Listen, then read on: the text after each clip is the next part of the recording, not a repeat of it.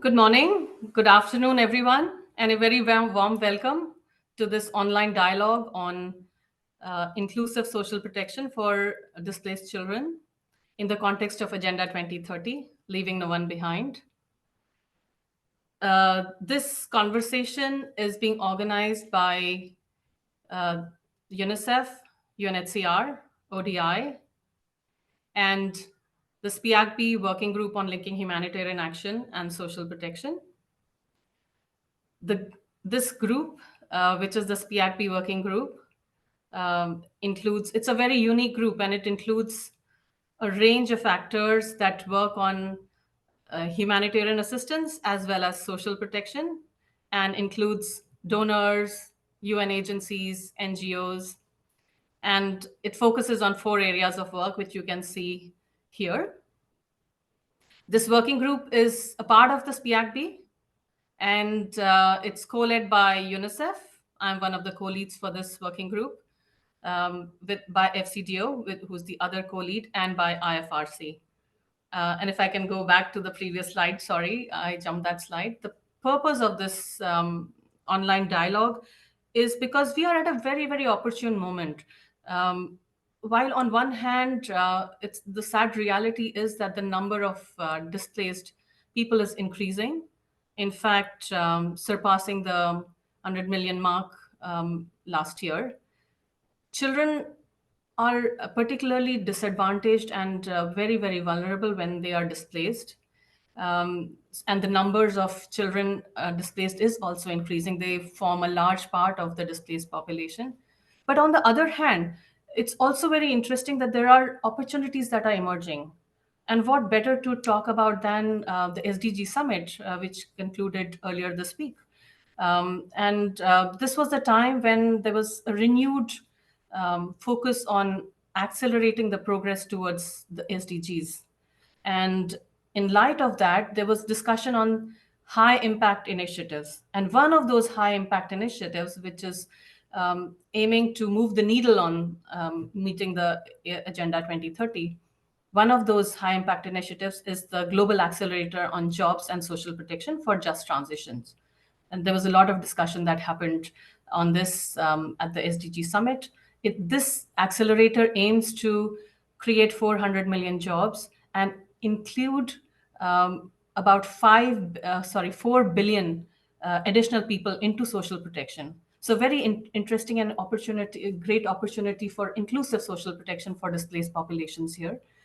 The other opportunity that arises later in the year is the Global Refugee Forum that many of us are a part of. And this is also, again, an opportunity to renew and take stock of the processes and the pledges that were made in the previous Global Refugee Forum to see where we are, but also to, in light of new realities, also look at new pledges. And one of the mega pledges that is being discussed and is gaining a lot of traction is the mega pledge on economic inclusion and social protection. Again, an opportunity for working on social protection and inclusive social protection for displaced populations. And third is the UN Secretary General's Action Agenda on internal displacement that was launched last year, and it includes 3 pillars, interrelated pillars, with durable solutions being one of them. Again, an opportunity for inclusive social protection for internally displaced people.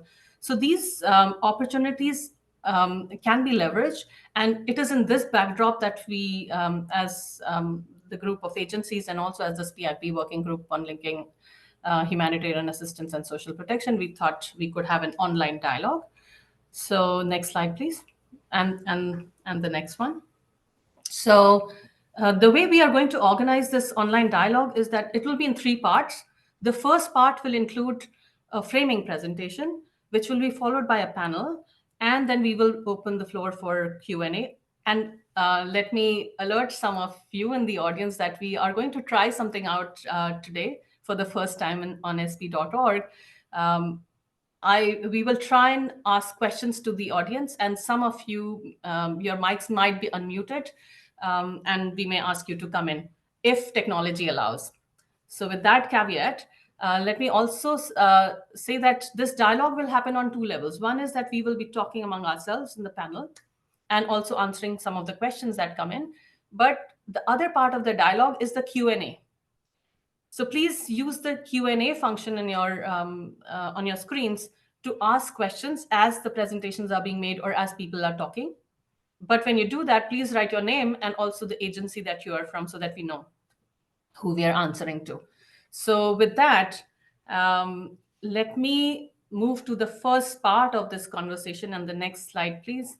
And here, let me introduce you to the speaker here. And as you may have seen on the screen, I am the moderator for this session. And my name is Nupur, and I work with UNICEF at the headquarters here in New York. And I lead UNICEF's work here at the HQ on social protection and humanitarian and fragile contexts. And the first speaker that I am going to invite here is Rebecca Holmes. She is the research associate in the Equity and Social Policy Program with ODI, and will be making a framing presentation linking inclusive social protection with the SDGs and the other processes. So over to you, Rebecca. Great. Thank you very much, Nupur, for that introduction. I'm just going to share my screen, the presentation. Okay, I hope everybody can see that. Great. Thank you. So as Nupur mentioned, I'm going to be talking just briefly, framing this conversation about where we are at this midway point of the SDGs, and specifically thinking about what this means in terms of where we are for delivering social protection solutions for forcibly displaced children and their families. As we know, in 2015, the Agenda for Sustainable Development was adopted by all UN member states, and there were 17 Sustainable Development Goals that were developed within this global partnership. Whilst progress towards achieving these goals started relatively positively, it was still slow and fragile. But we have been hit by multiple crises in the last 15 years. In the last few years, most recently, we have all been impacted by the impacts of COVID-19, the war in Ukraine, the increasing rates and intensities of climate shocks and political crises. So the latest progress report that was developed shows us at this midway point at 2023, really sort of provides us a sharp reminder of the danger that we're in terms of meeting or not meeting the SDG targets. This preliminary assessment looked at the roughly 140 targets for which data was available, and showed that only 12% of those targets are on track. More than half might be showing some progress, but they are also, many of them are moderately or even severely off track. And some 30% have either seen no movement or may have even regressed below the 2015 baseline. Within the SDG commitments, there are several targets on social protection which reflect the importance of social protection in terms of a policy and programming tool to reduce poverty and vulnerability, to support gender equality objectives and outcomes, to support child outcomes, as well as helping those who are impacted by crises to prepare for, to cope with, and to recover from shocks. We know that there are various indicators related to social protection, including the coverage of social protection to reduced income poverty, universal health coverage, recognising unpaid care and domestic work to support gender equality outcomes, as well as goals and indicators related to productive employment and decent work. Looking at one of those areas of indicators, at the coverage of social protection, we see that there has been a little bit, but not very much progress in expanding social protection. By 2020, only 47% of the global population were effectively covered by at least one social protection cash benefit. This was up slightly from 45% in 2015. Looking specifically at children, coverage remains really very low at 26% of comprehensive coverage for children under 15.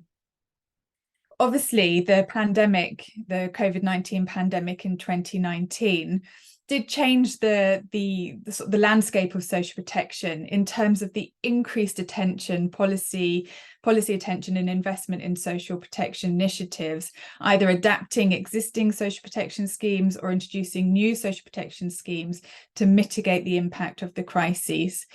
But that notwithstanding, we also saw that it really exposed the gaps in coverage. And I think, as Nupur mentioned, one of the pledges is to increase the coverage in the coming years because 4 billion people globally remain entirely unprotected. And this is at the same time that the SDG Midway report also highlights that if current trends continue, 575 million people will still be living in extreme poverty in 2030, and only 1/3 of countries will meet the target to halve national poverty levels. So at the same time of these increasing levels of poverty, the continued gaps in social protection coverage, the impacts of these multiple crises have resulted in devastating impacts, especially in relation to the high and increasing levels of displacement. Going back to 2015, levels of displacement were 65 million people displaced. As Nupur mentioned, we have just gone over the 100 million mark in 2023, and the projections for 2030 suggest that 200 million are likely to be displaced. This is a stark reality for those living in displacement contexts. And we also know that the majority of displaced populations live in lower middle income countries where there are already high levels of poverty and deprivation being experienced amongst the host population. The nature of displacement is increasingly long-term, with people living in situations of protracted crises for 10 years or more. We also know that particular characteristics, particular categories of people are affected and impacted differently by displacement. Children are overrepresented among the displaced population. So whilst children account for 30% of the world's population, they account for 40% of the forcibly displaced. Children are also already twice as likely as adults to live in extreme poverty, and this situation is even worse in a displacement context. For children in particular, displacement often results in a loss of support networks, increased exposure to particular economic but also social risks, such as heightened vulnerability to violence, exploitation and abuse, including child labour and child marriage. And there are often distinct vulnerabilities and risks when you consider issues of gender, of age, of intersecting inequalities. The challenge is also that displaced children and their families often have limited means of actually dealing with these shocks, with accessing services or particular protection services, often faced with limited access due to restrictive policies around employment, for example. So all of these push displaced households into negative strategies in order to cope. So what does this mean for social protection? So as we have heard, there are significant challenges at the moment. Displaced children and their families remain significantly excluded from many national social protection systems. And while data does remain quite limited in terms of the quantifying the extent of inclusion or exclusion, a review which monitored 136 countries by UNICEF, looking at the inclusion of displaced people in social protection, found that only 4% of countries reported including displaced children in routine social protection programs. Also, responses to displacement are often met with temporary humanitarian support. internationally financed humanitarian interventions are often only can rely on unpredictable and rather short-term funding in a context where the challenge is long-term protracted crises. We also need to think about the adequacy of social protection in its design and implementation in the displaced context.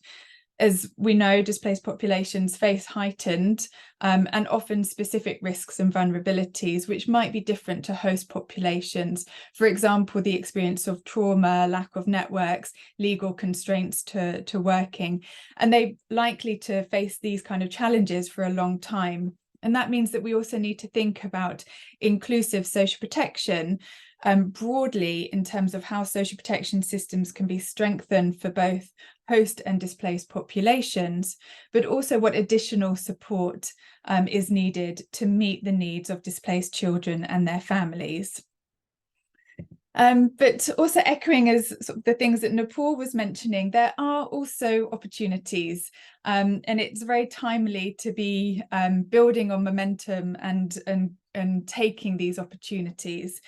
For example, there is increased commitment to strengthen social protection through global initiatives, as Nepal mentioned, including the Global Refugee Forum, the Action Agenda on Internal Displacement, and the Global Accelerator on Jobs and Social Protection for Just Transitions. There's also, examples of at national level where some countries are developing new social protection policies, and there's strong discussion there about how to cover displaced populations, including refugees, for example, in Kenya and Sudan. There's also increasing evidence, still very limited, but emerging evidence showing the positive effects of social protection programs or humanitarian assistance for displaced children and their families. And this includes emerging evidence from a broad range of social protection programs, including cash transfers or health insurance, for example, indicating that social protection can reduce poverty and vulnerability. It can help households have alternatives to negative strategies, such as pulling their children out of school, and actually investing in education, investing their income in health, for example, and basic services. And evidence is also starting to emerge on the important role of linking social protection with other programs and services.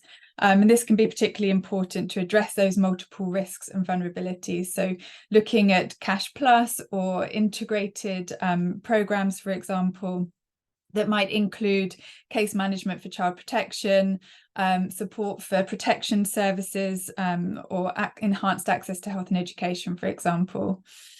And we also see some preliminary, but some examples as well of inclusive social protection programming, actually including displaced children and their families. And these include, for instance, integrated support programs in Jordan, extending health insurance or social insurance in countries such as Egypt, Jordan, Kenya, and Sudan. So I will leave it there with these challenges and opportunities, and thank you for the opportunity to provide this framing presentation today. Thank you, Rebecca. I was actually scribbling 1 minute here to alert you, but thank you so much for keeping to the time and also highlighting where we are with the SDGs. And also very important data that you've shared, and I've written it down here as I speak, that 200 million are at risk of displacement, which is a big number by 2030. And if nothing is done, then we're looking at a very, very serious situation in the coming years. Majority of the displaced population lives in low-income and middle-income countries, which themselves have nascent social protection systems. The protracted nature of displacement. And something which really stood out was from your presentation was that 30% of the world population is children, but among the displaced population, they are 40%, which is a big, big, big number. So in that backdrop, let me now move to the next part of this conversation. And we will move to a panel kind of discussion. But before I start introducing my panel here, I will ask you, all the audiences here, to please use the question and answer function to ask your questions. And as I said in the beginning, there will be two levels of conversation happening. One is where people are talking, and the other is on the chat Q&A box. So please ask your questions, and I will urge Rebecca to keep an eye on that and answer the questions that may be emerging from your presentation. So let's move to the second part of this online dialogue. And we have a very exciting panel with us today. We have 5 speakers. Let me start by introducing Stephanie, who you can see on the screen, Stephanie Hockham. She is the Senior Policy Counselor at the German Federal Ministry of Economic Cooperation and Development, also known as BMZ. The other speaker we have is Kirsten Engel, who is the team lead for humanitarian assistance coordination with the Bureau of Population, Refugees, and Migration in the US state government. We have Laura Arango, who is the Counselor for Humanitarian Affairs at the Permanent Mission of Colombia to the UN. We have Mr. Jember, who is the CEO of Social Protection Ministry of Women and Social Affairs in Ethiopia. And we have a partner agency represented by Mattia Polvanesi, who is the Senior Social Protection Officer with UNHCR. So this is a panel now, and I will be asking questions, and we look to the expert and experienced panel to answer some of the questions. So let me start by, putting a question towards you, Kirsten. Given that financing often is an issue in such contexts, so I'm picking a donor country government to answer this question. As you know, displacement situations are often complex, involve not just one country, it could be many countries, and they require political commitment to find durable solutions. In that context, what role can donor countries play to strengthen the HDP nexus and support political solutions in countries that are hosting displaced children and their families? So this is the question to you, Kirsten, and you have 5 minutes to answer this. Okay. Thank you very much, Nupur, and it's very nice to be with you all today. I'll just start by saying I think Rebecca outlined well that we have a long way to go between where we are today on SDG achievement and where we want to be in 2030. We cannot overlook either the impact of forced displacement on forward progress for the SDGs or the individual impact on people who've been forced to flee their homes and are working every day to access basic services and support themselves and their children. My bureau at the U.S. State Department, the Bureau of Population, Refugees, and Migration, provides life-saving humanitarian assistance all around the world while being faced with this growing gap between needs and available resources. We've heard the number of over 100 million. Part of that is between 2021 and 2022, we saw 19 million people flee their homes. That's the largest increase from one year to the next on record. All this to say, any true progress to meeting the SDGs requires a comprehensive approach from all of us, local communities, hosting governments, donor countries, international financial institutions, the private sector, and the list goes on.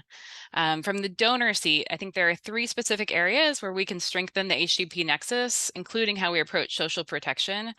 And those 3 things are humanitarian development diplomacy, strengthening new and existing partnerships, and the strategic use of resources. So first, we must use our diplomatic voice to find and achieve durable solutions for forcibly displaced and stateless people. That is and will remain the goal. Simultaneously, we must use that same diplomacy to promote inclusive policies in the interim. Policies dictate if and how we can address the nexus between humanitarian and development action, and policies dictate whether and how children and their families can access basic services, as well as their economic opportunities now and in the future. In a displacement setting, the norm should not be establishing parallel systems, with one addressing the needs of refugees while another the local population. If our aim is truly to leave no one behind, we must look across groups and implement integrated approaches. Refugees also need documentation, freedom to move and to work, and access national services in order to contribute to the local economy. We're pleased to see Kenya's new Refugee Act is moving in that direction. I know in the United States, we have seen the positive economic impact that refugees have on some of our local communities. We will continue to use our diplomatic tools to encourage host nations to develop inclusive policies and partner with them to put these policies into action. The second thing I mentioned at the top was new and strengthened partnerships are required. I'm coming from the humanitarian side of the US government, and we recognize our own strengths and weaknesses and the need to apply a longer-term lens to refugees and stateless persons' needs. We are forging new partnerships with the private sector, deepening our relationship with the multilateral development banks, and striving to work more closely with our own development agency and financing corporation. Earlier this week, the U.S. hosted an event with the World Economic Forum where we endorsed a call to action to mobilize $10 billion in capital to enable 1,000 businesses to scale in frontier fragile markets by 2030, with a particular focus on Kenya. These partnerships are necessary to look beyond the basic provision of life-saving assistance to supporting self-reliance and boosting local economies. And in the lead up to the December Global Refugee Forum, we are co-leading a multi-stakeholder pledge on economic inclusion and social protection, which you, Nupur, referenced at the beginning. And we are really urging participants to implement evidence-based policies and programs that promote economic inclusion and social protection. We're also working with our development colleagues at USAID to see where and when our bilateral development programs can include refugees. And this leads to my third point. I will wrap it up with this: funding. A nexus approach requires strategic planning, investment, and diplomacy from actors across the HDP nexus, including humanitarians, development actors, and the private sector counterparts, as well as investments to support inclusive national systems. On the humanitarian side, the United States provided more than $17 billion in humanitarian funding during fiscal year 2022. And it's up to us to coordinate across the nexus and consider how our humanitarian programming and expertise can intersect and complement national systems while still addressing life-saving urgent needs. Much of this comes down to approach or program design, as Rebecca had noted in her presentation. When we, our partners, provide education, water, shelter, healthcare, cash, how are we linking this with broader systems and considering sustainability? For example, in Turkey, our support enables Syrian refugees to access national health, education, and protection systems. And on the development funding side, we have seen good progress through some of the MDB facilities, like the World Bank's Window for Host Communities and Refugees and the Global Concessional Financing Facility, but there is more to be done. The WHR and the GCFF support refugee protection and good refugee policies while simultaneously boosting national system capacity. In Colombia, I'm happy to see Laura on this panel with us. We supported the GCFF to help strengthen national public institutions as they're expanding regularization efforts and providing inclusive services for Venezuelan migrants. And we really appreciate those types of partnerships. I will just end by saying the United States is committed to planning and utilizing all three of these tools: humanitarian development diplomacy, new and strengthened partnerships, and resources to achieve better outcomes for forcibly displaced children, their families, and communities that host them. Thanks for letting me be part of this panel. Back to you, Nupur. Thank you. Thanks, Kristen. That was quite useful. And I was, as you were speaking, I was writing down notes. And let me just pick up a few points there, and then I move to the next speaker. So you reiterated the point about new partnerships, bringing in private sector into it. You talked about humanitarian development diplomacy, working closely, the two streams working closely with each other, bringing financial instruments together. You're also talking about policies and the importance of policies which are evidence-based, and strategic use of resources, and also made a point about no parallel systems and integration of systems. So thank you so much, Kristen. And again, urging the audience to keep asking questions, and also asking you, Laura and Rebecca, who spoke earlier, to keep an eye on the question and answers and answer the questions there.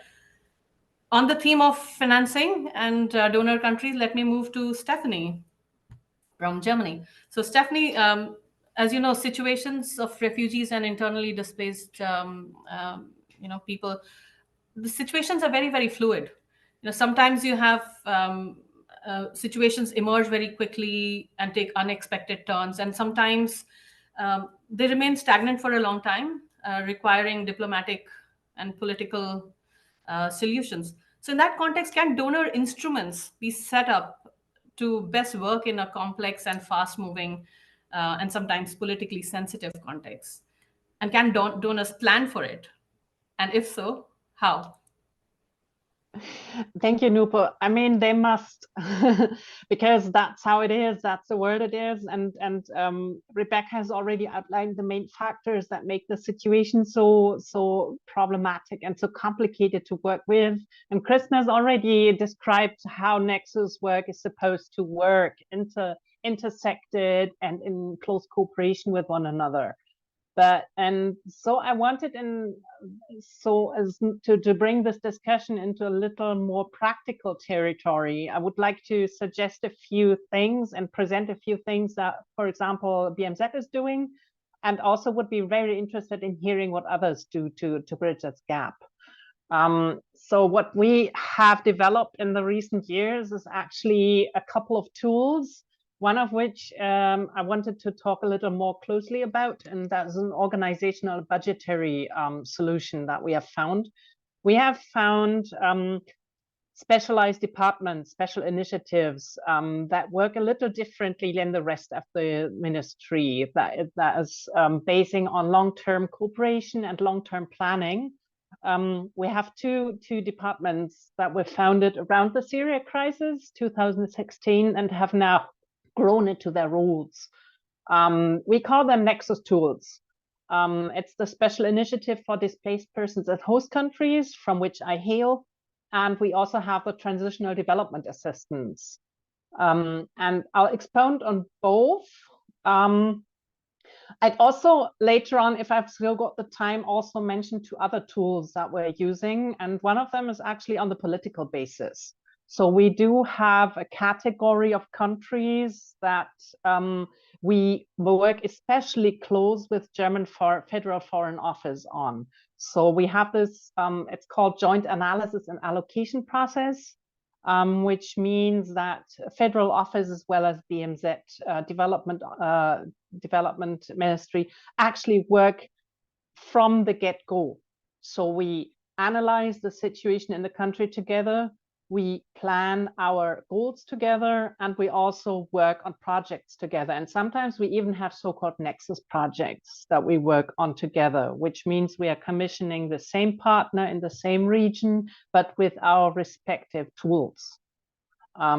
This is something that takes the whole cooperation approach into a slightly political angle, because development cooperation can feed its concerns and ideas into the political diplomatic progress. The second thing is additional smaller tools, like we do found a cash for work coordinator in Lebanon, for example, who is actually keeping this whole short-term intervention process and coordinating and helping harmonize things. I'll be very happy to answer questions. I just want to keep this brief and now get on to the TDA and the special initiative on displacement and host countries. These are actually designed to work short term. So we have funding cycles every year. We work multi-sectoral, so we can pull in information as well as knowledge, and also cooperation from all sectoral specialists. So we can also address, for example, the special needs of children in displacement contexts, as well as, for example, also promote gender-related concerns. You've all heard the terms feminist development policy. This is playing into it. So we can mainstream these issues through all the projects. And we also usually have money disposable on a short term. So in case a new crisis emerges, such as the earthquake in Turkey, we can actually redirect money that we have planned for something else into new projects, because we have our own procedure. We have a slightly simpler procedure. We're well connected with everybody else.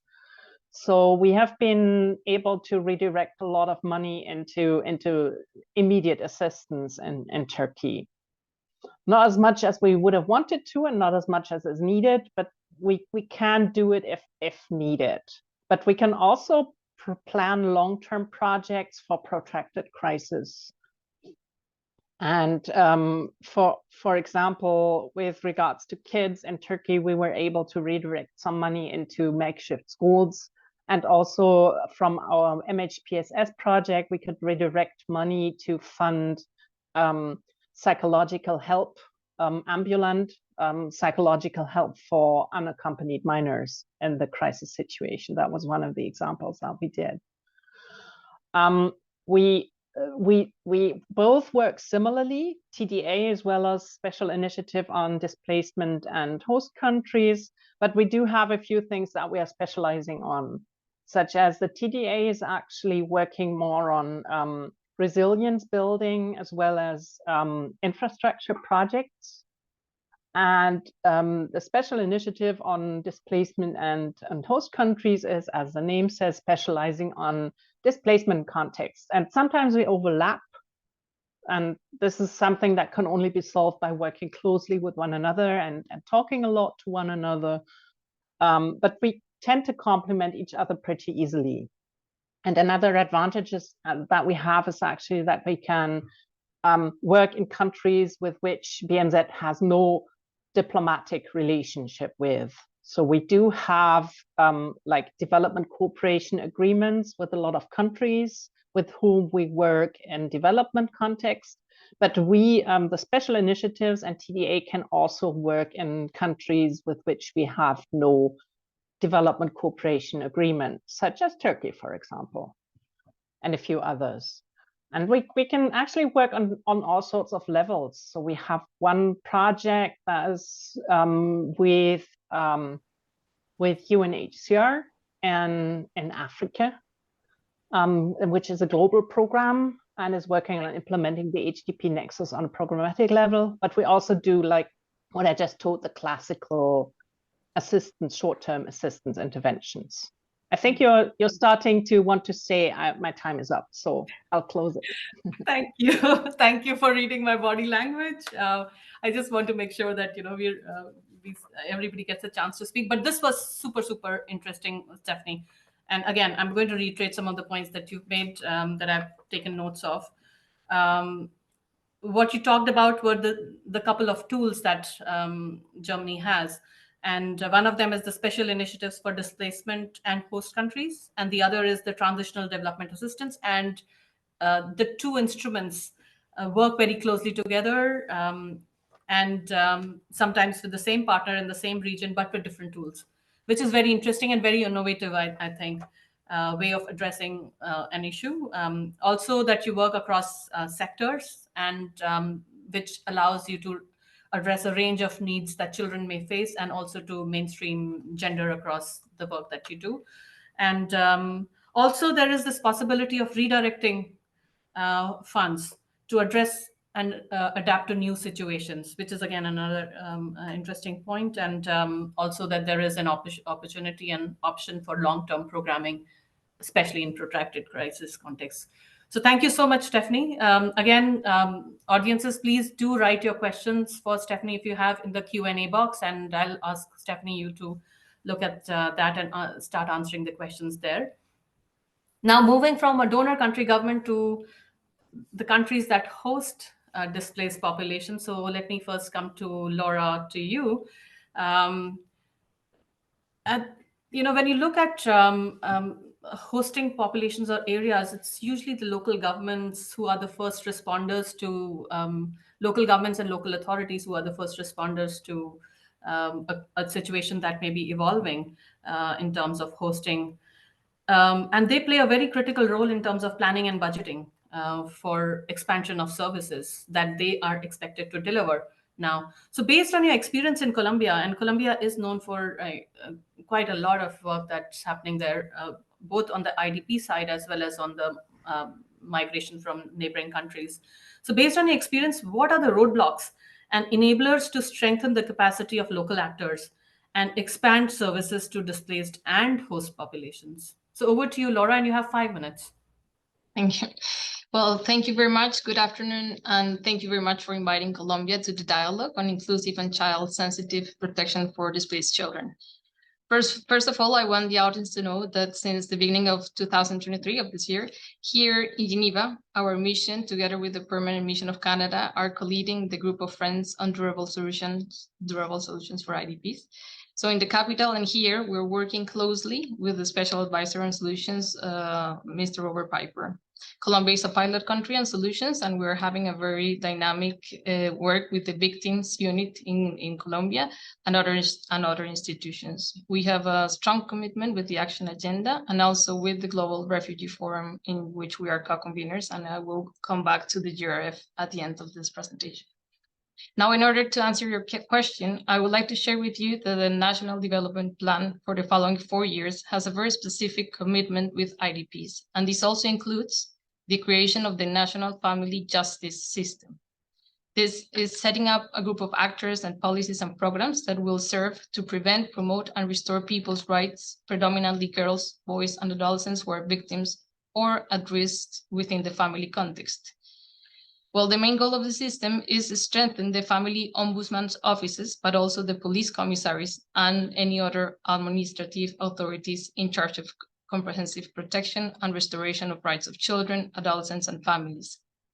Also, the Colombian Institute of Family Welfare, in Spanish, what is very well known, ICBF, Instituto Colombiano del Bienestar Familiar, and the Ministry of Justice and Law are working together in a regulation of the National Family Justice System, and this includes bringing together all parties involved and especially listening to national and local actors in order to guarantee an optimal human service.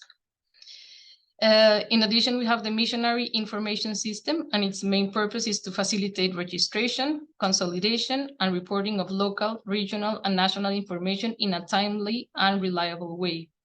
This system also discloses information related to actions and numbers of services provided to boys, girls, adolescents, and families, and this helps local entities to gather disaggregated information data and the possibility of using it to evaluate their own services and budgets, and encouraging them to improve and become, of course, better providers.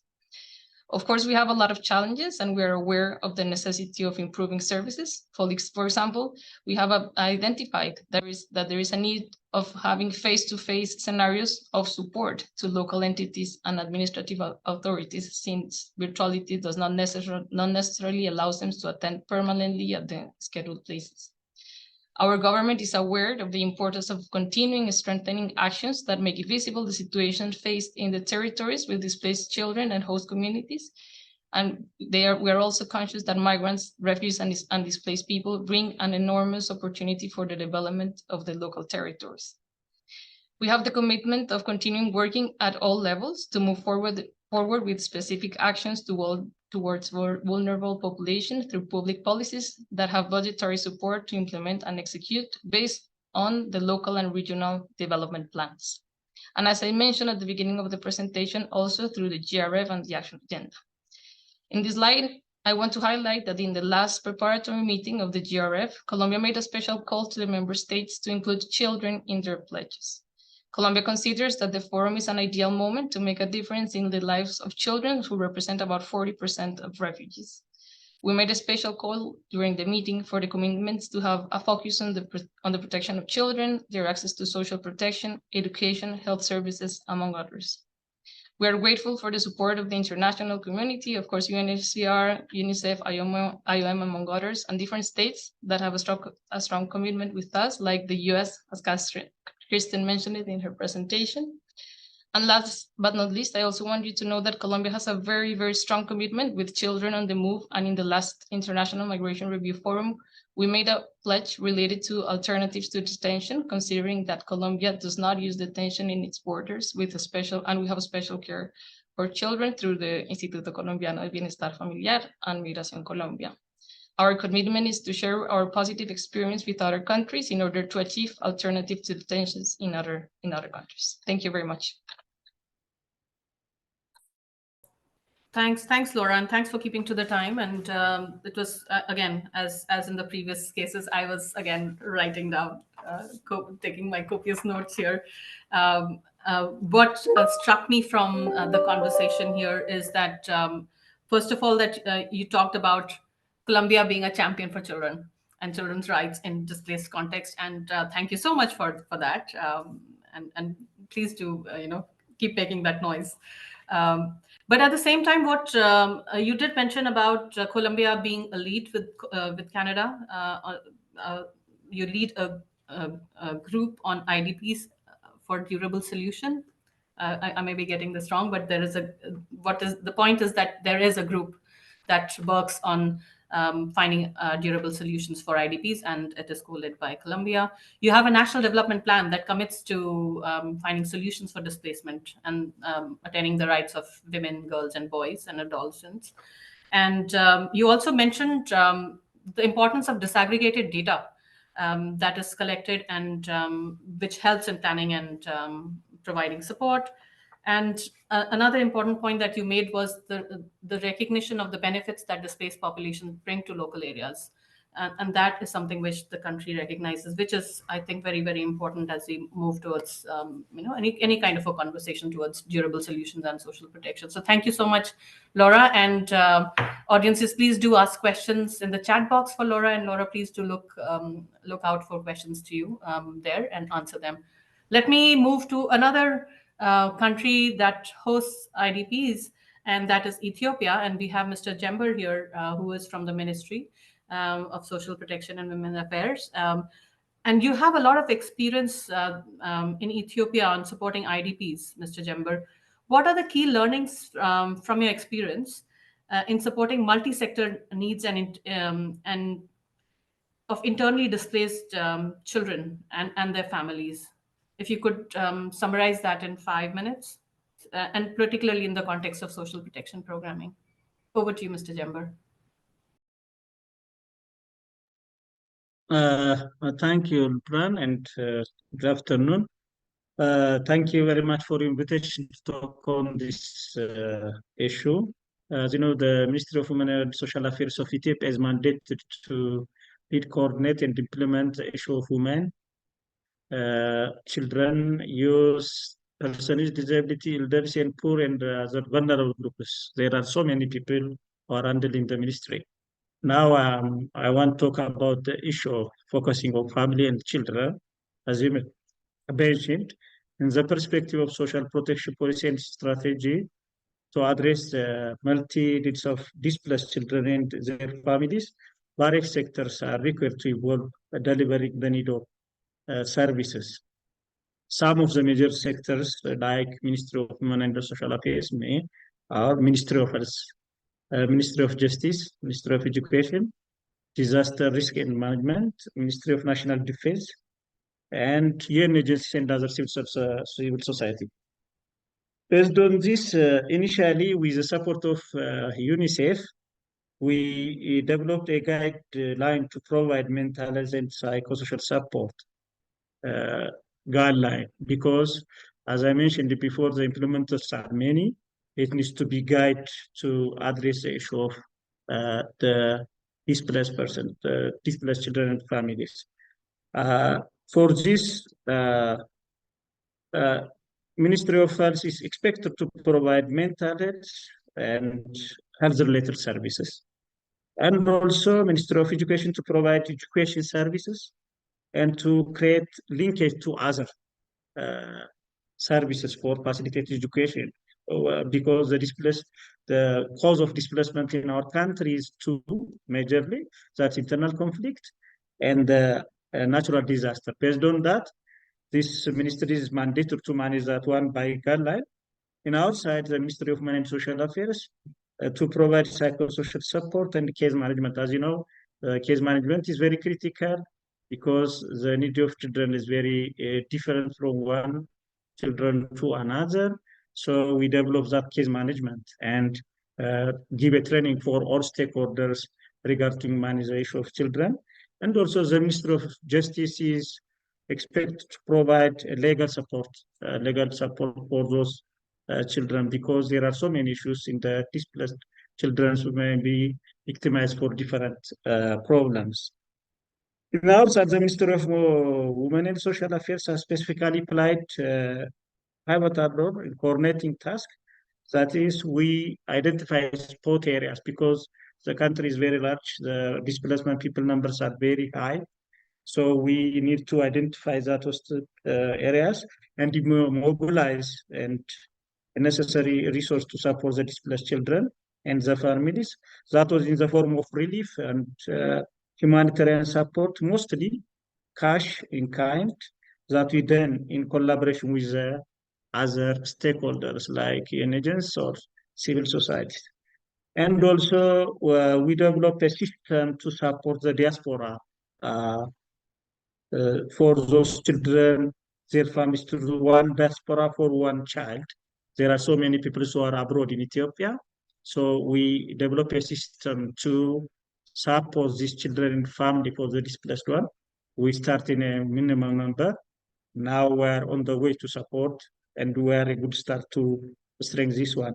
And also, there are so many materials we collected from the service providers and other development partners to distribute for those children and their family, community leaders. And also, as you know, this is our country is very agrarian. We prepare different training for those community leaders and others because, and also we give some training for social workers and social service providers in different way to address the issue, because we cannot address all issues by one institution about the displaced children. And also the Ministry of Justice, with the lead of that ministry, we, because of the northern conflict, the government committed to establish a joint investment committee because there are some difficulties around affected children in the northern conflict. For that, our ministry is a co-chair, and Justice compiles Ministry of Justice. We organize some ministries, as I mentioned. There's Ministry of Justice, Ministry of Health, Ministry of Education, Disaster and Risk Management, and we did some tasks for that committee to identify the victimized children and families affected by the war and natural disasters to that and provide services, as I mentioned, according to the mandate of different institutions, assist rehabilitation and reintegration because someone is displaced without unknowingly with their family, and help linkage with other services because this is very critical. And also we establish a one-stop service. Both institution is in one service to support in that center or established in the northern part of the disaster which happened in the country. For that, I think the very critical issue for Ethiopia is the data management system is very difficult because in order to avoid the duplication of effort and duplication of users for that, we are now working with a national ID cards to identify those displaced persons in Ethiopia. Now we are working with this institution. It's under the Prime Minister Office. Now we are on the way to how to manage the data. And also there is a plan and develop to protect this displaced population because, you know, our arrangement is a federal institution arrangement from federal, regional, and there is a local government institution. They need to some directives how to manage and help those displaced persons. So we are on the way to develop that guideline. And also there is a huge program in our country, the flagship program, UPSNP, Urban Productive Safety Net and Rural Safety Net. So with the component of shock responsive, in the 5 cities, we align the displaced children to integrate with the host community. There is some cities in the peripheral areas. Now, in that program, we incorporate to the displaced, their women, children, and others beyond the children. So we are on the way that, and also now we are in the ministry, we are building a comprehensive management integrated system to manage this displacement issue. So this is very critical for us. This is in our side. Thank you very much for giving this opportunity. Thank you.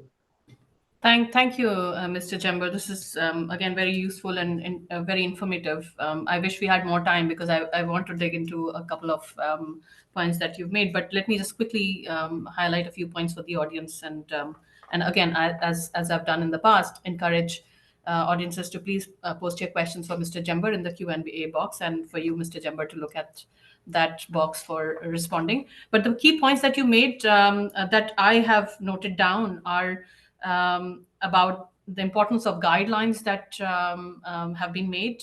Either it is to do with mental and psychosocial support or to support displaced children in urban areas. You've also talked about the urban safety net, where Ethiopian government is making efforts, at least in 5 cities, to integrate displaced children into host communities. You also talked about a multi-ministerial approach, highlighting that one ministry alone cannot deal with the range of issues faced by children that are displaced. So you talked about Justice Ministry, Health, Education, and Disaster Risk Management ministries working very closely together as a committee to assist in rehabilitation and also supporting the needs of children. You also talked about training of social workers to help displaced children access services. So thank you so much for this. And now let me move to the last member of the panel, who represents a partner agency supporting governments on social protection and displacement context, and that's Matia from UNHCR.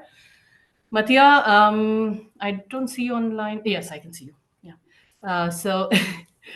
As you know, inclusion of refugees in social protection system can be particularly challenging, especially in contexts where significant legal practical barriers exist. So in that context, what might be the options available to the humanitarian and development stakeholders, non-government, and I'm including the UN agencies and others into that category. So what might be the options available to us to strengthen the access of refugees into social protection systems as a pathway to achieve durable solutions, alleviate poverty, and build resilience against future shocks? And requesting you to keep to the time. Thank you. Thank you very much, Nupur, for the question. I will try to be very brief and complement what this great panel has told us. So I will focus on 3 main points. One is how do we move the needle? How do we shift the narrative around inclusion of refugees in social protection systems? Secondly, I want to give you indeed a few concrete options and key activities that as partners we can work on to advance inclusion in social protection systems. And thirdly, perhaps a few words on the Global Refugee Forum coming up in December and how we can collectively leverage that event for furthering this very important agenda. So in terms of the first point, I think there is indeed a need to shift the narrative around these, and which is something that the Global Compact on Refugees of 2018 already started doing, in as much it really started to introduce the concept of responsibility sharing between governments hosting refugees and the international community. And I think we need to really make an effort to continue that important work, especially with the coming GRF, and that we collectively start building an investment case for inclusion, which goes beyond just the moral case and the recognition of social protection as a human right. Because it's important that we also do more research on what's the value added, also what's in it for the host governments. And I think there are many elements here, but I will stick to only 3 of them. I think first of all, there is the economic argument underpinning the inclusion investment case. So if we support inclusive social protection systems, we are able to see refugees not just as beneficiaries, but also as contributors, right? So this is something, so if refugees can access jobs, they can access financial services, they can also be able to contribute to the social insurance schemes. And I think this is critical really to ensure a transition between the non-contributory programs towards a more towards the contributory schemes, and as well as providing an exit strategy from assistance. And I think this is a point that emerged, I think, in all the panelists' interventions, but a lot more needs to be done to strengthen the evidence on this. Secondly, the second point I would like to make in relation to the investment case is that, which is especially relevant for low and middle income countries, which host actually 76% of refugees globally. I think that inclusion is often linked to also strengthening national capacities, which means that eventually, which means being able to provide better services for everybody, including refugees and vulnerable host communities. And I think we heard also from the Colombia experience, although that was more on the internal displacement side, that really how their work also strengthened the local systems, the social workers and family justice systems. And for example, another example which was mentioned by our American colleagues is also the World Bank IDA window for host communities and refugees that have social protection projects that are typically embedded within broader social protection system reforms and capacity strengthening. And third and last point I wanted to make on this is that inclusion requires adding flexibility into social protection delivery systems. So this is something that we have seen, for example, in Mauritania, and as part of the project that we have been contributing to together with BMZ. Mauritania has been able to register refugees, both camp and urban refugees, into their social registry. And this was not only per se, I think, a great achievement in terms of inclusion, but also as a byproduct of this, the social registry itself now allows also to do on-demand registration, for example, in case of shocks, also for nationals, something that was not there before the inclusion experience. Of course, there are other arguments, but I will pose it here and move perhaps on responding more to your questions about options and concrete steps. I think so. There is no one-size-fits-all approach. Of course, different pathways to inclusion may exist and may apply depending on the context, on the displacement cycle, on the maturity of the social protection system, and so on. However, I can list a few of the, let's say, key operational steps that UNHCR is implementing in certain countries and as well as with other partners.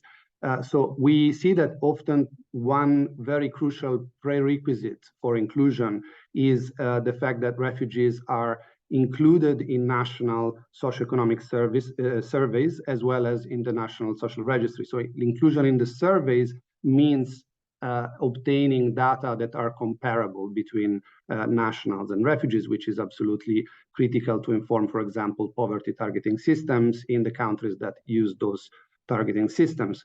And of course, as a Mauritania example shown, also inclusion in the social registry, of course, it's a critical prerequisite.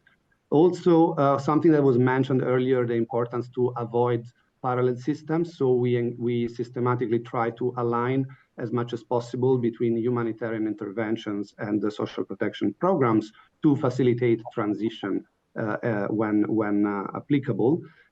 Also, we see that whenever we work on inclusion, there is a need for strengthening and adapting social protection systems to meet the needs and the capacities of refugees. Last but not least, very, very important point, also boosting refugees' access to jobs and to economic inclusion is really something that we see as a very important complementary factor to reduce dependency from assistance. Moving very fast to the key takeaway and the Global Refugee Forum. So this is the second Global Refugee Forum taking place in December over 3 days, very high profile, large scale event that UNHCR is facilitating, but really that we aim to be very inclusive in that. I think there are two important ways to engage for us collectively. One is the plenaries, where new pledges will be formulated, or previous pledges will be confirmed or updated, and also some pledge matching announcements will be made. And in this regard, as you mentioned in the beginning, I think the mega pledge on economic inclusion and social protection was really created momentum to discuss these issues and focus really on the intersection between social protection and economic inclusion. A second way to engage is through a high-level side event on social protection, which will occur probably on the 14th of December, so as a side event. And here, I think an important point to be made is that will be also showcasing some best practices and potentially informing new pledges. And I will close by this. I think it was a question on the chat, what type of pledges we want to see. I think first and foremost, we want to see. Can you answer the question in the chat? In the chat, sorry, I have to do that. Yes, sorry Thanks. about this. Otherwise, we'll have no time for question and answers in the discussion. So thank you so much for concisely telling us a lot about what can be done. I have written down a few things. The important point that you made was that it's important to make an economic argument moving beyond the moral argument, which is rights-based, highlighting the importance of the contributions that displaced populations provide into the local economy and also to the functioning of the systems, government systems, and the requirement of the systems to be flexible. And some example that you gave from Mauritania about how the social registry includes displaced and the host population into it. And it's also something which has the flexibility to include people on demand and register people on demand as and when required. And you also re-emphasize the point about that no one size fits all. You need different kind of interventions. And you also highlighted about the GRF. It will be great if you can put in the chat the link to the GRF and the mega pledge, or maybe Charlotte or Daniela, you could do that for others who don't know what it is. To find out more about that, and do respond to the question on GRF, Mattia, on the chat, on the Q&A section. And I can already see that there are lots of questions being asked, and thank you to the panelists for answering those questions as well. So good to see that dialogue going on there. Now, as I said in the beginning of this dialogue, that we are going to try something new while we are having these question and answers online. Maybe give an opportunity to some members in the audience to react to some of the questions. So let me see who I can see here. Since we were discussing about refugees, maybe check if Pallavi is there from IOM. Yes, you are. So Pallavi, and if sp.org, if you can unmute Pallavi for a bit from the audience. So Pallavi, focusing more on the internal displacement side, as IOM, what are the options that you think are available to development partners to support host governments to include internally displaced people into social protection systems as a way to lead to durable solutions? Over to you, Pallavi. Oh yeah, brilliant, it's working. I'm there. Yeah. Great. Thank you, Nupur. Thanks for this very interesting and stimulating panel you've put together. Well, in terms of internal displacement and inclusion of the displaced, especially what has worked and what hasn't worked in some protracted crises, I will start with the caveat that every crisis is unique, but there are still some common elements, and we keep that they are certainly each unique in themselves. From the recent crises, joint assessments to inform development planning, and that assess vulnerability across a standardized set of indicators, which look beyond status and thereby use that as a basis for uniform resource distribution and also programming, is something which has worked as a kind of a to transition into more a development-based response. a policy reform that eases access to services such as financial inclusion and contributory measures such as social security, especially when you are in a situation where you want to have a scaled up response. It's not a few numbers, but mass displacement is something which is much more conducive and easier to make a business case for. And then sometimes providing, getting away from discussing, cash transfers or inclusion in social assistance. Sometimes what has been seen is access to social services such as health and education is much easier to achieve than inclusion in, social assistance, because I guess it has a much better, stronger case of, the displaced being contributory members of the society. So these are, I would say, key things which have worked in the last couple of crises where we've all worked. Thank you. Over to you, Nupur. Yeah, thank you. Thanks, Pallavi. And thank you to the SP.org team who've managed to make this happen. I'm quite excited. But yeah, I think the point that Pallavi, you made was around the financial inclusion and the contributory side of social protection that some of the actors need to look at to strengthen more. And also the point about it being easier to talk about an inclusion of children in social services and look beyond social assistance. So a point very well taken. And I know some of you are getting a bit anxious in the chat, and I can see somebody said that, please don't call me out because I'm moving somewhere. So I will not do that. And let me move quickly to also local actors. And I can see somebody from Save the Children here. I think Amelia, I can see you there. If Amelia's mic can be muted. Amelia, what do you think is the role that civil society actors can play to strengthen inclusive social protection in host countries or locations to enable the access of internally displaced or refugee population? Thanks so much, Nupur. Okay, brilliant. Yeah. Thank Go you. ahead. You have 2 minutes, by the way.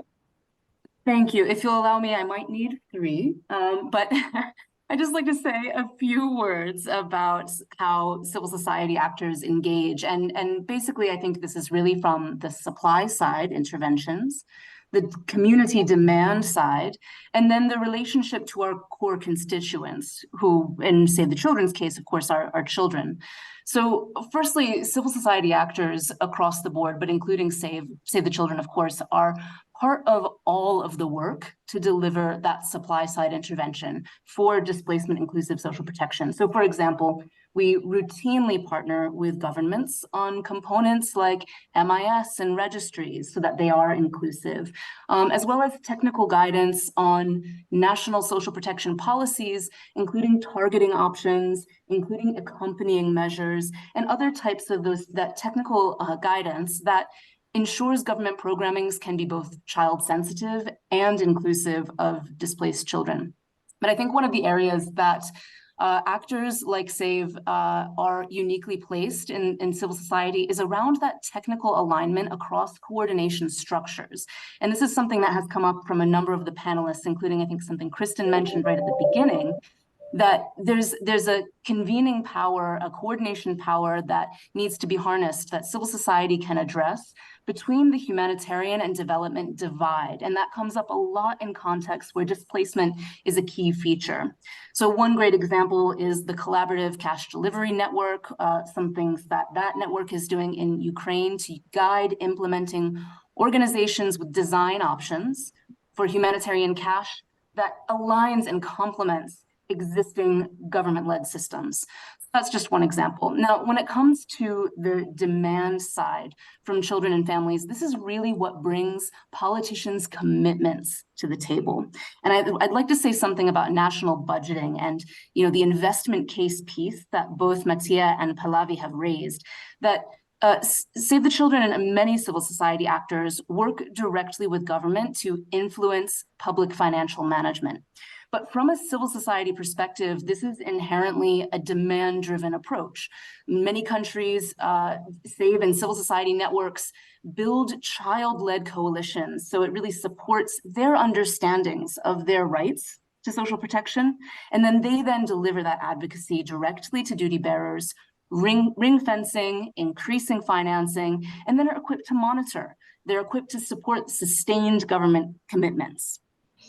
And my last point is on civil society as actors' relationship to communities and to children. And civil society actors are, by and large, flexible institutions. They're able to innovate new approaches in a way, in part, because of our proximity to those communities directly. So our role is to deliver that proof of concept and bring evidence to the table for replicability and scale, and then guide some of that thinking on the bigger level. But as a result of that proximity, yeah, thanks. Sorry, just my final note. Yeah, just my final note. It's really important because of that proximity. Civil society actors are partners who bear a lot of risk in delivery. So I just want to close on that note that it's really important that civil society actors remain at the table in strategic conversations. Thank you, Amelia. Sorry, these. I'd have to cut you here because, otherwise it will not be fair on others who have been maintaining to the time. Thank you so much.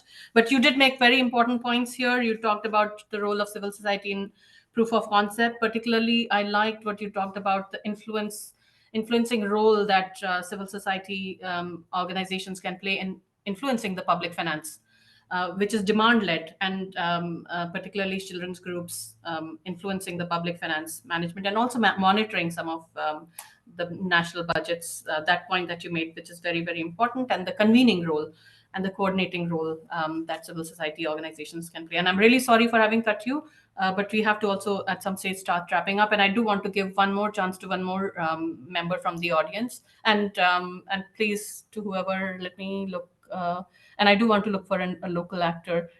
Okay, I see John here, Jonathan Brass. If his mic can be muted. John, I know John from before, but the last time I met him, he was working with IFRC, but with the Turkish Red Crescent. So that's why I'm calling it a local actor here.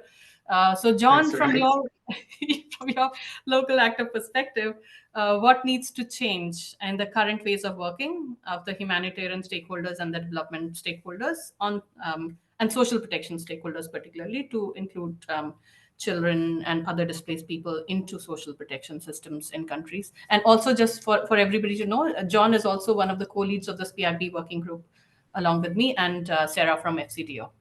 Over to you, John, and you have just 2 minutes, please. And I'm going to thank you, Nipur. As I've only got 2 minutes, I'll probably just stick to 4 words. And representing 191 national societies, it's difficult just them, let alone the whole local actors, stakeholders. But I will try. I mean, I think talking to development and humanitarian actors, I mean, there's four key words we would leave with them. The first is accept. Accept what?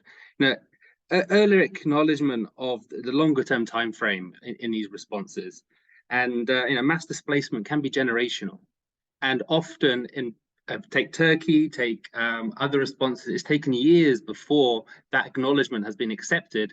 And so early acceptance and early acknowledgement and hopefully action would lead to better program planning, would lead to probably more funding avenues, and more focus on this social inclusion and social cohesion. Another word would be engage, and engage in dialogue. A good social protection system, it affords people health, education, housing, basic income, and it's often the local actors that are supporting the pathway for those people to receive and access those services. And those local actors, they have their networks, their funds, their donations, their stocks, but the humanitarian and development architecture that exists, whether it's DCO, OCHA, and the frameworks which they set up, aren't necessarily engaging with those local actors. So ensuring and being proactive in that dialogue, engaging in that dialogue is really key. I say another would be prepare. It's key to prepare. And this is like in terms of social protection systems or shock responsive social protection systems, which tweak and piggyback, align, expand. They're still often centralized, and they still often rely on one office collecting information and another office collecting information. And so, being able to provide one integrated systems, and I think Dr. Jebba mentioned that, but also, solutions for people on the move. And I think an example could be the Access RC app, where people moving from country to country don't have to keep registering. All this takes time. And if not being able to do that, tweaking the systems, having scenarios where the minimum requirements are being acknowledged beforehand. For example, you could get people into the program, then verify, or you could remove conditions on children in school. You could develop packages which could be implemented based on predefined targeting criteria. And probably the last thought is, and we've heard this many times now, investment, not just obviously in the services, but also in the capacity of those local institutions, the people, the systems, and looking at being able to get more direct support to those local organizations, removing that middleman in certain occasions. And I'd leave it at that, if that's okay. Am I within my time? Yeah, no, thank you so much, John. And thank you again. I know I have to thank the others, but before we move to the last part of the session here, and we have just about 8-9 minutes left, I want to thank Pallavi, Amelia, and John for jumping in and providing their comments. John, thank you so much for. I've written a few notes, but I may not have collected everything that you said. But you did talk about preparing, being more prepared to work on integrated systems, tweaking the systems. Also, you highlighted the point about generational impact of displacement and the importance of engaging in dialogue with local actors and investing in local institutions.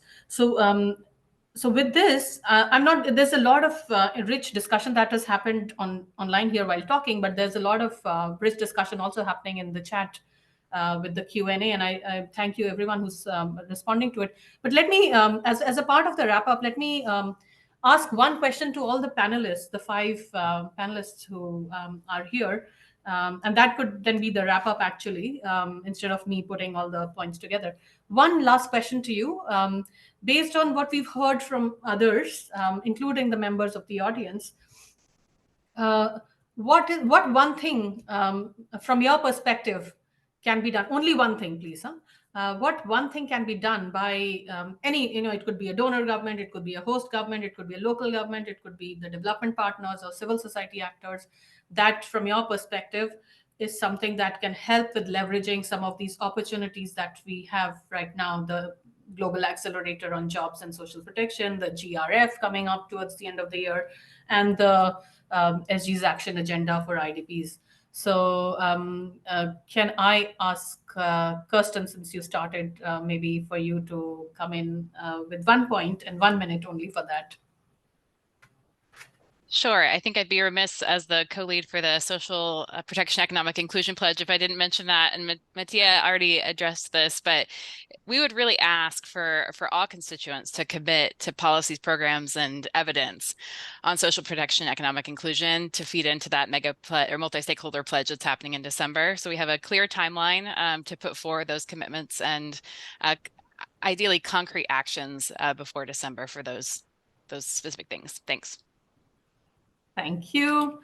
To you, Stephanie, any 1 point that you would like to make? Yes, of course. Thank you, Nupur. I would mention as odd as that sounds, honesty and talks with host states and talks with each other, and also trying to find solution and also admitting if something doesn't work. We've had so many open and honest discussions in the prep for the GRF that made me really appreciate how connective this can be. Thank you. Laura? Thank you very much. For us, peace is our main goal. So actually, for the GRF, we are already working on a multi-stakeholder peace building pledge together with UNHCR, Egypt, and Colombia. And we're really looking forward to different stakeholders to join us. So I will definitely say that a coordinated work between donors, also the private sector, international community, that will give us amazing results. Thank you. Thank you. Mr. Jamber? Are you still there? We may have lost him. Thank you. Sorry. Displacement is a very critical problem in our world, so it needs a framework to engage all stakeholders, including the development partners, civil society organizations, and other agencies to tackle on the context of each country. Unless and otherwise, it's very difficult because it's a worldwide problem. So as an Ethiopian, there are so many problems in different countries. So it needs a framework to address those problems by engaging those development partners, and it needs a clear plan, action plan for those implementing accordingly to their mandates and responsibilities. Thank you.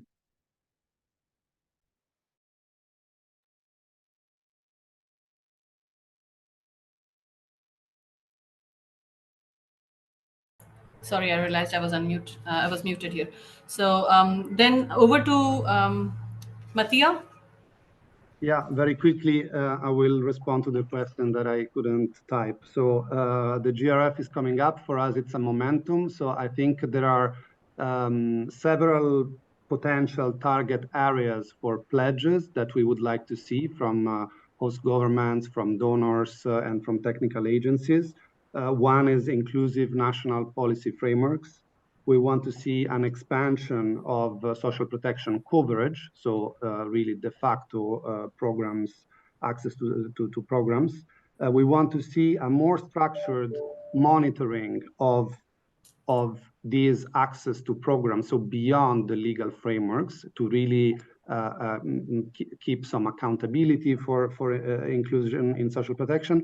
And last but not least, we want to see new or expanded international flexible financing instruments, such as the BNZ Nexus instruments that Stephanie mentioned, but we want to see more of that.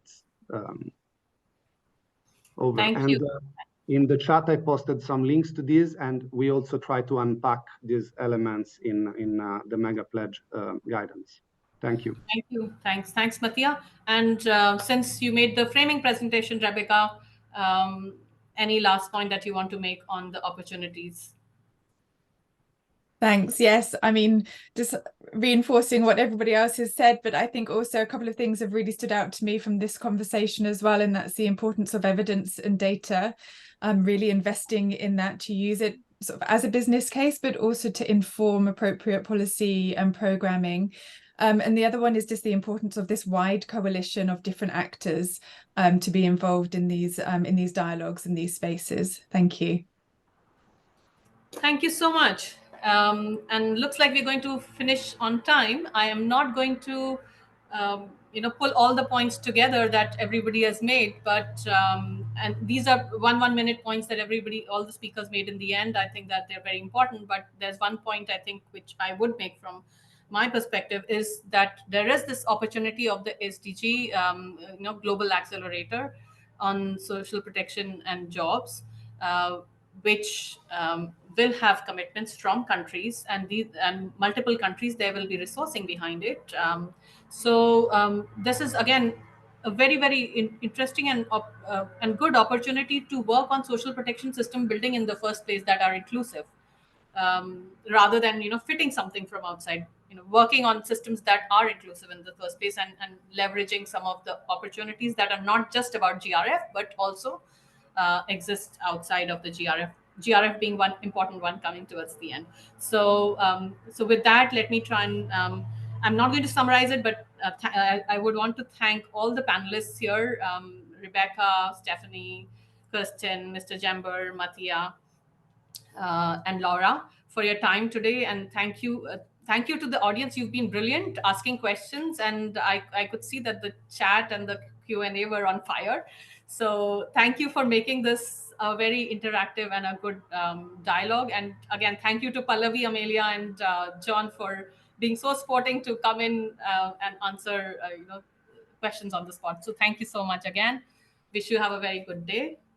Bye-bye.